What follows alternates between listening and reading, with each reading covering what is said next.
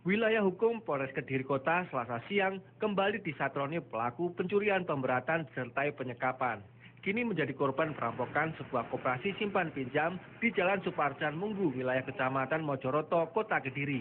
Pelaku yang diindikasi lebih dari satu orang tersebut berhasil menggasak uang tunai sebesar 5,5 juta rupiah. Saat kejadian berlangsung, seorang pelaku masuk ke dalam dengan cara menyelinap dari samping pintu utama. Selesai di dalam, pelaku yang bercirikan memakai helm berstandar bercadar langsung membekap dua karyawati koperasi, masing-masing bernama Ika Apriani dan Reni Dewi. Setelah berhasil memberdayai dua karyawati, pelaku kemudian menggunakan alat kejut listrik disetrumkan kepada tubuh saksi Ika hingga pingsan. Sementara satu saksi lain mulutnya disumpal hingga tidak bisa berteriak menggunakan kain. Selanjutnya uang tunai 5,5 juta rupiah yang disimpan di laci dijarah dan dibawa kabur pelaku.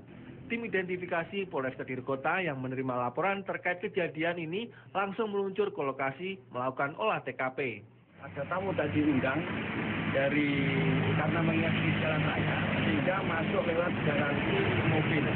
Garansi mobil melambung masuk ke luar sehingga dia masuk lagi ke depan dari belakang dan kemudian dilakukan penyekapan. Kini polisi tengah memintai keterangan sejumlah saksi untuk mengetahui ciri-ciri pelaku perampokan tersebut.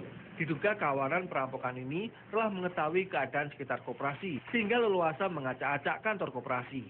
Dari Kediri, Unggul Dwi Cahyono, Muhammad Norofi melaporkan.